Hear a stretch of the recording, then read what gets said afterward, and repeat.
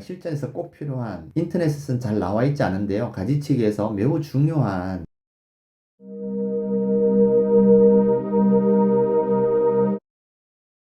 자, 이제 정원수 가지치기 2부를 시작하겠습니다.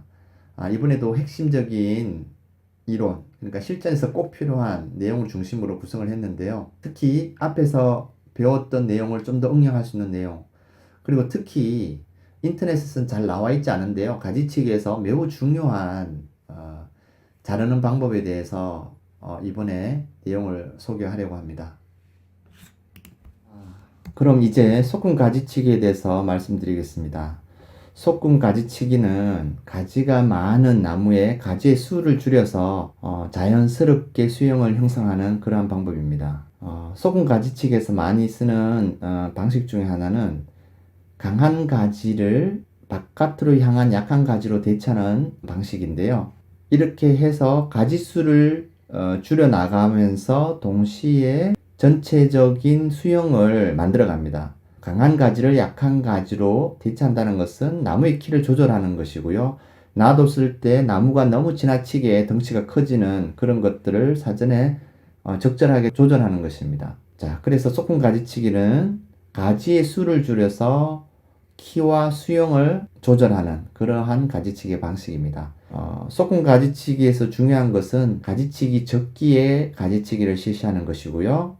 마주나기보다는 어긋나기로 솎아주는 것이 일반적입니다. 자, 마주나기라는 말은 원줄기가 있다면 이렇게 서로 마주 보는 가지가 이런 것들이 있을 수 있겠죠. 자, 이렇게 만들기보다는 이것을 이렇게 서로 거리를 두고 이렇게 만드는 거죠. 그래서 지그재그로 가지의 위치를 만들어 가는 것입니다. 자, 이러한 것이 가지치기 하나의 판단 기준이 됩니다. 마주보기가 있다면 그 중에 하나를 잘라주고 이렇게 어긋나기 형태로 갈 수 있도록 솎아주는 것이죠. 그러면 실제로 이 소금 가지치기 방법을 이용해서 가지치기를 한번 실시를 해 보겠습니다. 자, 이 스케치는 원줄기 나무의 형태를 그린 것입니다. 원줄기 나무라 함은 나무의 여러 형태 중에서 가운데에 원줄기가 곱게 자라고 그 다음에 그 원줄기를 중심으로 가지들이 뻗어나가는 그러한 나무의 유형을 얘기를 합니다. 이러한 원줄기 나무의 가지치기를 소금 가지치기 방식으로 한번 해보도록 하겠습니다.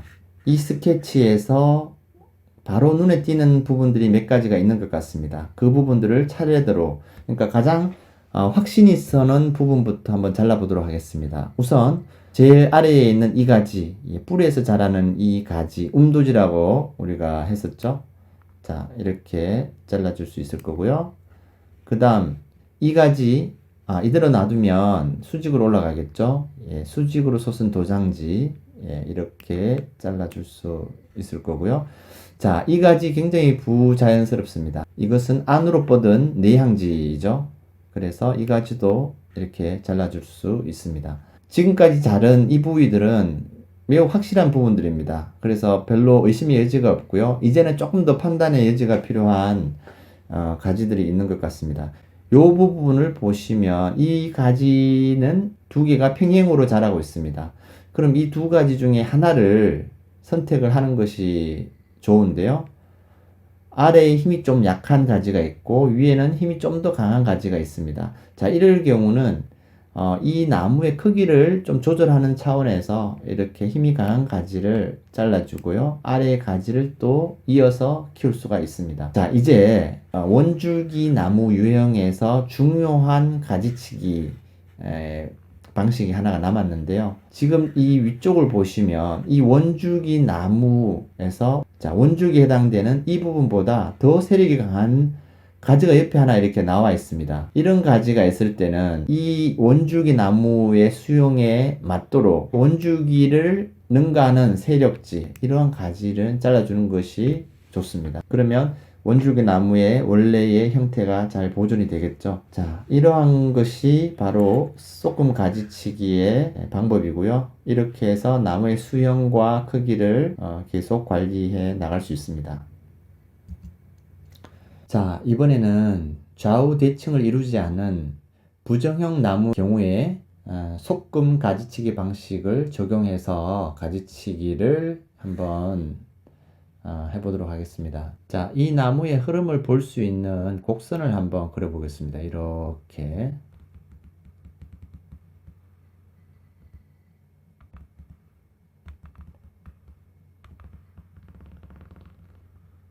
이런 흐름이 있을 수 있고요.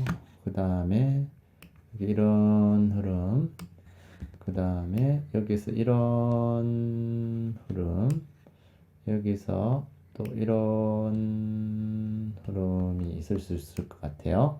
이러한 곡선을 그어보면 이 나무의 수영을 어떻게 잡는 것이 조화로운지 대충 보이는 것 같습니다. 자, 그러면 이것을 토대로 한번 실제로 잘라야 될 나무를 한번 그려보겠습니다. 자, 우선 가장 확실하게 보이는 것이 여기에 이 가지 아래에 자란, 별로 조화롭지 못하죠. 이렇게 자를 수 있을 거고요. 그 다음에 여기 하향지, 여기 이렇게 하향지 있을 수 있고, 여기도 이렇게 하향지면서 교차를 하고 있는 이 부위, 여기도. 그 다음에 여기에는 보시면 이렇게 도장지처럼 올라오는 요 가지 이렇게 잘라줄 수 있을 것 같고요. 그 다음에 여기도 이 부분이 하향지가 되면서 또 아래 가지의 그늘을 만들 것 같아요. 또 교차할 수도 있고요. 자, 그 다음에 이 가지는 중간에서 요 폭이 거리가 너무 짧고 평행지를 이루고 있는 것 같아요. 이 가지를 통째로 이렇게 잘라주는 것이 맞을 것 같고요. 이 가지와 이 가지는 어느 정도 거리가 있기 때문에 좀 더 지켜보고 판단을 하는 것이 좋을 것 같습니다. 이 가지는 내향지처럼 되어 있지만 여기에 특별히 공간이 다른 가지와 충돌이 없기 때문에 일단은 놔줄 수 있을 것 같고요. 자, 이제 남아있는 것 중에 두 가지 재밌는 부분이 있습니다. 이 순간 고려해야 되는 것이 이 나무의 전체 길이를 판단하는 건데요. 자, 이 가지 아주 높이 올라가는 그런 가지, 강한 가지입니다. 그런데 각도가 좀 좋으면서 옆으로 약 45도 정도 이렇게 틀어 있는 이 가지 괜찮거든요. 그렇다면 이 가지를 이제 적당한 크기에서 잘라줘 버리는 거죠. 이제 자르고 이 가지를 키워서 이쪽으로 방향을 쏟게 만드는, 그러니까 가지의 방향을 돌리는 가지치기를 할 수 있을 것 같습니다. 그 다음에 여기에 이 가지가 굉장히 강한 힘이 센 가지인데요. 자연스럽게 옆으로 이렇게 뻗어가는 것도 나쁘지 않을 것 같아요. 그러면 키도 좀 조절할 수 있고요. 그 다음에 빠른 성장도 조금 조절하면서 이쪽으로 뻗어갈 수 있는 그런 가지치기가 될 것 같아요. 그래서 여기를 이렇게 잘라주는 이런 것들이 바로 소금 가지치기의 포인트가 아닐까 생각합니다. 절단이라는 방법이 있습니다. 이 방법도 굉장히 많이 쓰는 방법인데요. 달리 얘기해서 강전정이라는 말을 쓰기도 합니다. 가지의 중간 부분을 짧게 획일적으로 자르는 거. 그냥 절단이라는 말 자체로 보면 그냥 한 가지의 중간 부분을 이렇게 싹둑 자르는 그 절단인데, 보통 이 강전정 절단이라고 했을 때는 이렇게 나무의 일정한 중간 부분에 전체 가지를 다 잘라버리는 겁니다. 그래서 획일적으로 짧게 잘라버리는 거죠. 그래서 이럴 경우는 나무에 굉장히 무리를 많이 주고요. 이런 가지치기를 하는 이유는 오랫동안 방치를 해서 소금 가지치기가 하기가 굉장히 어려운 경우에 사용하게 됩니다. 사실 제 대추나무 가지치기를 하기 전에도 고민을 많이 했고, 하고 나서도 계속해서 뭔가 아쉬움이 남습니다. 왜냐하면 거의 이 강전정에 해당하는 가지치기를 해버렸거든요. 강전정을 처음부터 하려고 했던 건 아닌데 위치를 잡다가 보니까 어느 순간 제가 강전정을 하고 있고 나무들이 가지들이 막 꼬여가지고 도저히 제 눈에는 다른 선택지가 잘 안 보였어요. 물론 지금은 후회가 됩니다. 왜냐하면 강전정을 하지 않고 일단은 자란 가지 일부는 남겨놓고 일부만 강전정을 하고, 그 강전정 한 부분이 일정 부분 자라면 또 나머지 그 부분을 강전정을 하고, 사실 지금 생각해 보니까 그런 식으로 했었어야 되는데 제가 그냥 마음이 성급했던 것 같아요. 아무튼 이 강전정을 하실 때는 잘 판단하셔야 되고, 획일적으로 다 자르지 마시고 강전정을 하신다 하더라도 부분적으로 강전정을 하고 일부는 계속 남겨뒀다가 강전정 한 부분이 자라고 나머지 강전정 해야 될 걸 1년이나 2년 뒤에 강전정 하는 거,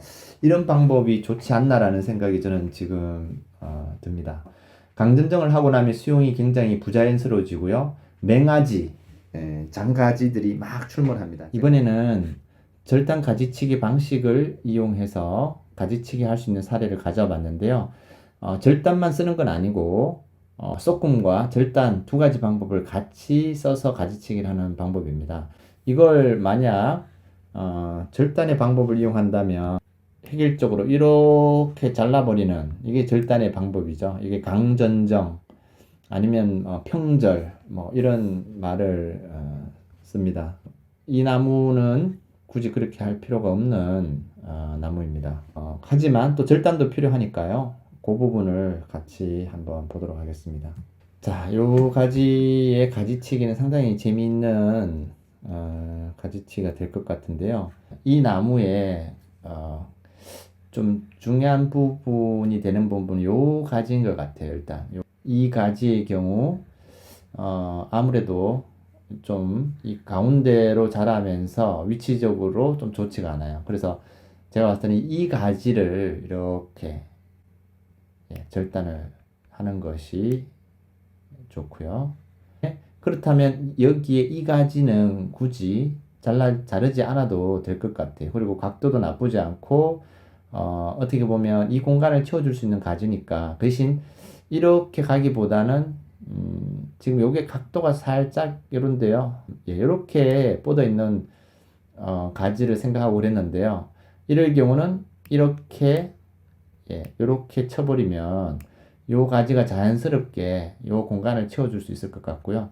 그 다음에 이 줄기를 따라서 굉장히 강한 가지가 형성되어 있고 키가 높이 자랄 그런 기세입니다. 자, 그렇다면 요 각도가 좋은 요 가지를 살리는 게 좋겠죠. 그래서 이 가지도 여기에서 이렇게 절단을 해서 이 가지로 뻗어갈 수 있도록 해주는 게 좋을 것 같습니다. 이 가지 같은 경우도 이 가지가 이렇게 만날 것 같고요. 이 가지도 위로 수직으로 올라가니까 이것은 도장지죠. 그리고 이 가지 이렇게, 그러면 이렇게 가서 자연스럽게 이렇게 이어지도록 하고요.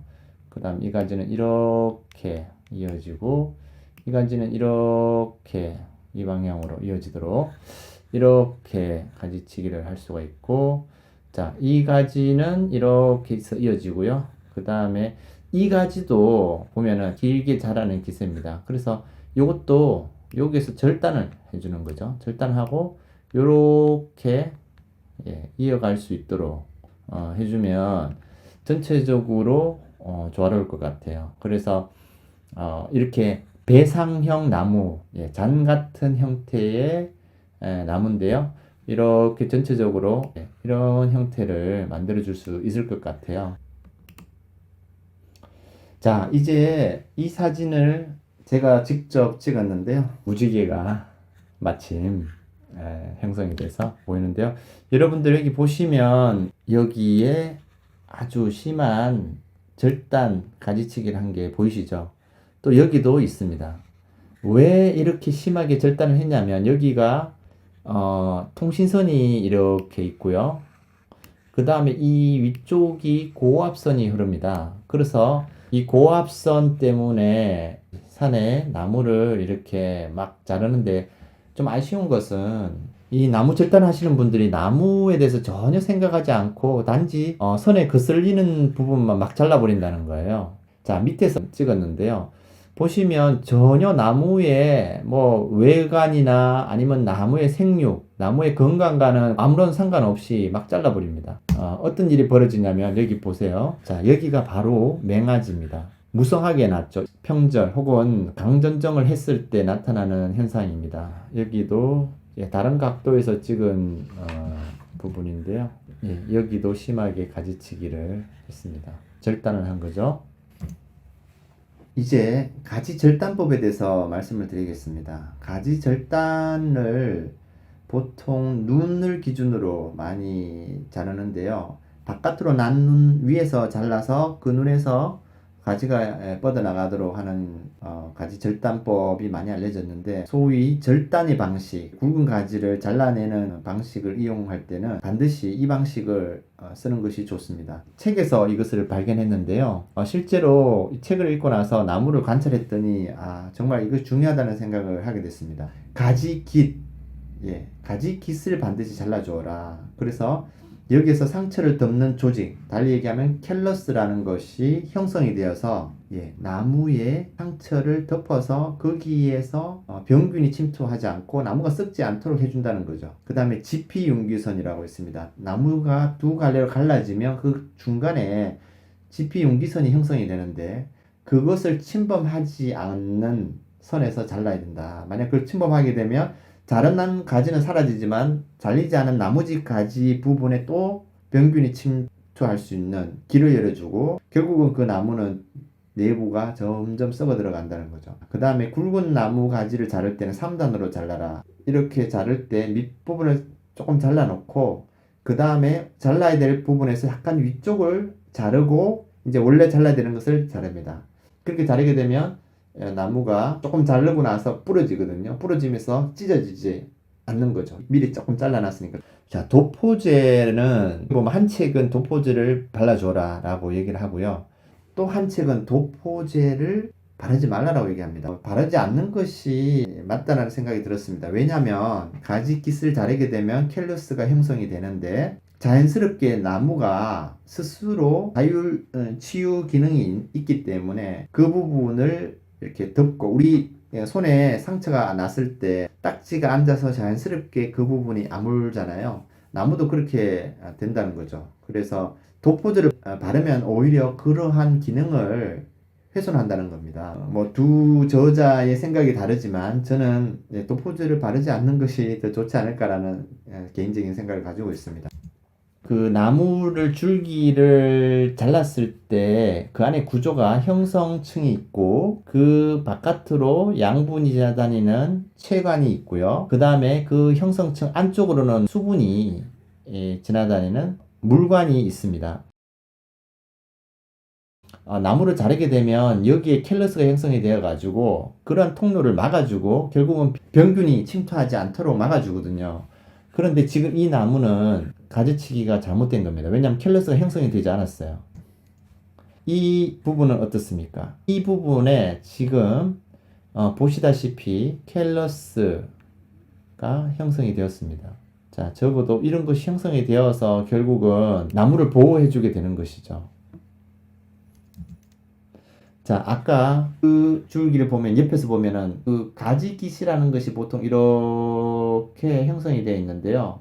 최대한 이 가지깃을 훼손하지는 않으면서 여기에 근접하도록 잘라줘야 되는데, 이렇게 줄기를 많이, 살아있는 줄기를 많이 남기게 되면 결국은 여기로 충분히 양분이 공급이 되지 않아서 결국 캘러스를 형성 못한다고 합니다. 그래서 가지깃에 맞춰서 잘라줘야 이렇게 상처가 아무는 것을 막을 수 있다고 합니다. 달리 말하면 가지깃에 맞춰서 잘라줘야 캘러스가 형성이 되어서 병균이 나무에 침투 못하게 한다는 거죠. 자, 이 부위 어떻습니까? 여기가 안에 썩었습니다. 여기 보시면 이렇게 살아있는 줄기가 많이 드러나도록 가지를 치면은 아주 이런 극단적인 일까지 생길 수 있다는 거죠. 이 나무는 저희 집 살구나무거든요. 이런 부위들이 있어서 결국은 제대로 못 자라고 있다는 것이죠. 자, 아까 지피용기선 말씀을 드렸는데요. 여기에 보시면 이 가운데 이 두 줄기가 갈라지는 이 부위에 지피용기선이 이렇게 형성이 되어 있습니다. 자, 그렇다면은 이 가지치기를 이런 식으로 잘라버리면 어떻게 되겠어요? 안 됩니다. 이 가지는 여기에서 이 지피용기선을 침범하지 않는 선에서 이렇게 잘라버리는 것이 가장 좋은 방식이라고 합니다. 그래서 이렇게 맞춰서, 선에 맞춰서 잘라버리면 보기는 깔끔해 보일지 모르겠지만 이 부분은 반드시 병충해가 생기면서 이제 썩게 될 겁니다. 자, 마지막으로 제가 드릴 말씀은 확신이 없는 가지는 자르시지 말라는 것입니다. 저도 가지치기를 약 10여 그루 정도 했는데요. 사실 굉장히 실험적인 가지치기도 많았고요. 확신이 있어서 친 가지도 있고 그렇지 않은 경우도 많이 있었던 것 같아요. 근데 돌이켜보면 반드시 올레 칠 필요가 없었는데 너무 성급하게 치진 않았나. 반드시 올레 그냥 하는 김에, 가지치기 하는 김에 다 잘라야 되겠다라는 좀 그런 생각을 가졌던 것 같아요. 근데 인내심을 가지고 요 가지는 잘하는 걸 보고 쳐도 1년 뒤에 쳐도 늦지 않겠다라는 생각이 드는 가지들이 있었어요. 한번 자르고 나면 이미 늦어버리죠. 그럴 바에는 나무는 좀 그렇게 빨리 확확 자라는 그런 생명체는 아니기 때문에 변화하는 흐름을 보시고 자르는 것이 좋은 것 같아요. 인터넷에서 많은 자료를 참고했고요. 유튜브에서도 많이 자료를 봤는데요. 또 책들을 이렇게 보고 실제로 제 가지치기에서 가장 필요한 것들만 좀 모아서 정리를 해봤습니다. 가지치기 이론 1부, 2부로 나눠서 소개해드렸고요. 또 제가 공부를 하다가 또 새롭게 알게 된 것이 있으면 여러분들에게 소개하도록 하겠습니다.